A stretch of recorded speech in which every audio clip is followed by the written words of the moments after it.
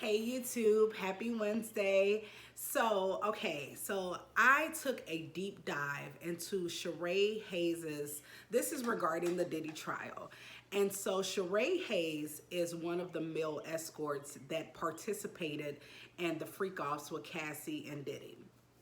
And so I watched his testimony, not watched his testimony because of course we know that there's no cameras in the courtroom, but I watched on the Law and Crime show, I watched a reading of his testimony, and then I basically read the transcript of his testimony. And so I have some takeaways, and I kind of want to see if you guys agree, if you're like following the trial like as closely and as intensely as I am. I think what the defense team is trying to do is basically they're not denying any of these things happen. That's not their that's not what they want to do. That's not what they want to convey. They are basically saying, okay, these things happen, but how is it illegal? And so what they're trying to do with each witness, it seems like the sex workers, the male escorts, the strippers, whomever, it seems like they're trying to show that it was consensual, that Cassie enjoyed it, that she was basically a willing participant, that she wasn't being forced to do anything. And the way that they're trying to do this is the way they're framing their questions. And so what I noticed with the male escort, Sheree Hayes, which of course his nickname is the Punisher. He got his nickname because of basketball. He said the way that he played basketball, apparently people named him the Punisher. And the line of questioning went kind of like this. They would basically say, did Cassie seem to be unhappy? Did she seem to be enjoying the freak-offs? Did she seem to be a willing participant? Did she seem sad? And so basically they are trying to kind of build this case saying that this is just what Cassie and Diddy did. And so Sheree said when he was first contacted, he was contacted by Cassie, and she basically said her husband likes to have like sexy scenes. He likes to develop sexy scenes. He likes for her to participate in sexy scenes. And like I told you guys in a previous video, the way that it seemed is initially the very first meeting, Cassie contacted Sheree Hayes, which is the Punisher. So throughout this video, we're going to call him the Punisher because that apparently is his stage name, and that's apparently the name that he goes by when he's in his like male escort stripper capacity. So Cassie contacted the Punisher, and originally he thought that he was going to strip for, because of course he was a male stripper, he thought that he was going to strip for Cassie and her friends, right? So she basically contacted him and said that her husband liked to provide have sexy scenes for her. And so the Punisher basically said when he heard that, he thought basically her husband was hiring him, the male stripper, to basically dance for Cassie and her friends. So when he first was introduced to not Diddy necessarily, because I'm going to tell you how Diddy came about, because he wasn't in direct communication with Diddy.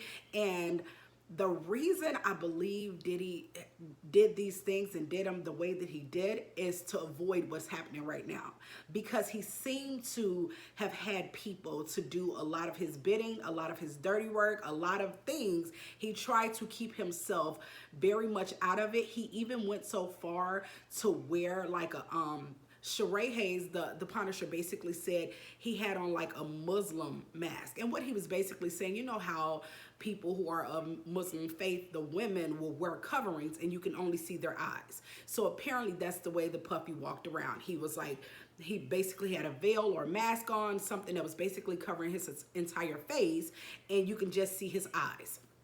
So Cassie contacted him and said, my husband liked to hire men to provide like sexy scenes. And so the male escort basically said, okay, he thought that he was going to dance for Cassie and some of her friends. When he got to the hotel room, it was nobody. Cassie was there. Apparently she had on I don't know if it was like a robe or a trench coat, but there was nothing under it, and she had a wig on. And he said the room was dark. And so he was like, there was no other people. And so he was like, he was kind of weirded out or whatever, but there was they were at the, I believe they were at the Trump Tower in New York, I believe, for their very first meeting. And so he walked in the room was dark, there was no other people, the furniture was covered, like the bedding and everything in the room was covered. And I believe the reason it was covered because we know that Puffy liked these people to be kind of covered in baby oil. And so he said, originally, the very first meeting, Cassie basically said, well, we're just basically going to rub baby oil on each other, right? So that was the task. They were going to rub baby oil on each other. And Cassie, so he said that Cassie walked out of the room. And then I think Cassie went and had a conversation with Diddy, apparently, and then came back into the room and asked the Punisher, do you want to finish? And he said no, because he said he wanted to keep it professional, and he thought that he was only going to dance. So when she asked, do you want to finish, he assumed she was saying, like, do you want to now have sex? And the first time he basically said no, like, you know, he thought that he was only coming to dance, so it was like, no. He said that they contacted him, I believe, between 8 and 12 times more. And the defense, when they were questioning him, they were basically saying, like, you know, who contacted you? Who requested this? What did Cassie seem nervous? Did she seem scared? Did she seem like she was being forced? And he was basically saying no. So they were basically having him to corroborate this kind of idea that she was a willing participant. This wasn't anything that was against her will. They also, it looks as if another direction that the defense is trying to go into is that the male escort, the Punisher, developed emotions and feelings for Cassie, because their line of questioning was basically like, okay, so did you think that Cassie, did you think you were special? And he said that he's never basically been paid. I think he said something to the effect, because remember, he was a dancer at this point. I'm not exactly sure when he kind of transitioned to like an actual escort, because they had his title as like a male escort, but he kept saying like he was going to dance, he was a stripper, he was willing to dance. So I'm not exactly sure if the defense is categorizing him as a male escort, or if he was a male stripper and he became a male escort. This trial, or not the trial, but his interactions with Diddy and Cassie is the reason why he now considers himself an escort. I'm not exactly sure, but he was basically saying, you know, the defense was basically like, did you like her? Like, did you feel like you were the only person that she was doing these things with? And he was saying yes, because originally they said something to the effect, did you have feelings for her? And he said no. And they said, well, did you feel like you were the only person that she was doing these freak-offs with? And he said yes. And they were saying, well, did that make you feel special? And he said yes. And so they were doing this kind of song and dance, this kind of correlation where it's like, you thought you were the only person, you liked her, you developed feelings for her, and if they can put that in the mind of the jurors, what they can basically insinuate is that he's testifying against Diddy because he started to have compassion and feelings for Cassie. The defense it's their job, because a part of me is like they're playing a dirty game, but their job is to defend their client. And so the way that they are asking these questions and kind of like nudging the person to the answer that they want, or just kind of creating some kind of doubt, creating doubt that it's like, well, Puffy, like, apparently you don't care for him, but you eventually started to care for her, and that's why you're here. That's the message, that's the narrative that they're trying to push. The defense is basically trying to insinuate, you of course don't have any kind of connections or feelings or compassion for Diddy, because the way he described Puffy is that he was just like a creep. It's like he had on this mask.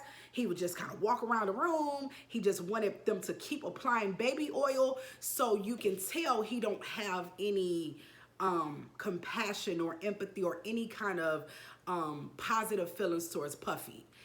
But with Cassie, I think they're trying to push the narrative, or they're trying to insinuate you eventually started liking her, because they apparently had sex 8 to 12 times, or they met up 8 to 12 times, because I believe he also testified there was one time that he came and I think Cassie, something happened and she had to do something else. So they just gave him $500 just for showing up. And so they met up apparently 8 to 12 times. I'm not exactly sure how many times they actually had sex. I think the first time he only stripped. That's what he testified to, or not stripped. They just basically applied baby oil. He thought that he was coming to strip for her and her friends, but apparently he and Cassie just basically rubbed baby oil on each other. I think eventually they started, having sex. And then he said it was one time that Cassie had like another obligation or something else to do, and they just basically gave him $500. They also said it was one time that the Punisher was performing oral sex on Cassie, and Puffy, or Diddy, I call him Puffy, Diddy walked in the room and said something to the effect, "I like this shit," and threw money on the bed. And Sheree, the Punisher, his real name is Sheree, the Punisher basically kind of alluded to that made him feel uncomfortable. So here's another thing.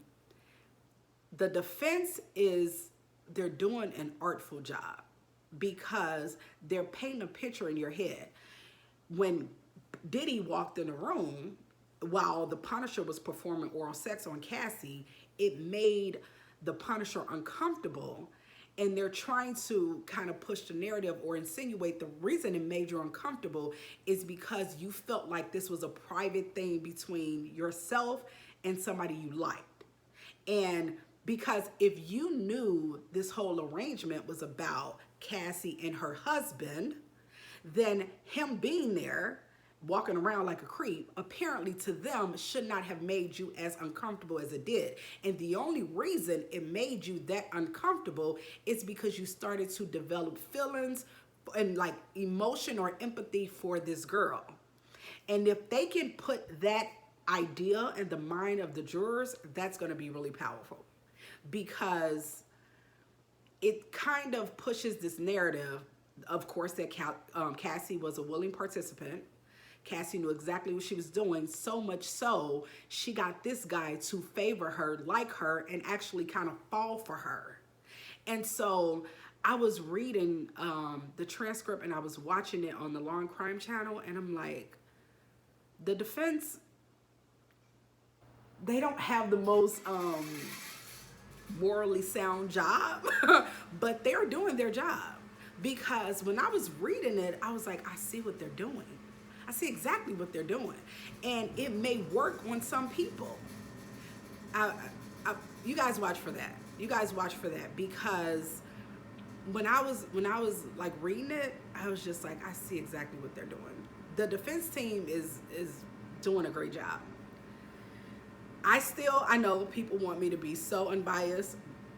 I still believe Cassie. I still believe Don, but the defense team is doing a good job. They are. And it's the reason that, we have 5 more weeks. So it's not like it's over. It's nowhere near over. But right now, I can't call it. And not only because of that, not only because of the Punisher's testimony, I think the defense is doing an artful job. I think what they're doing, how they're able to poke holes, because remember, it was the same thing with Dawn. They was able to poke holes in her story because,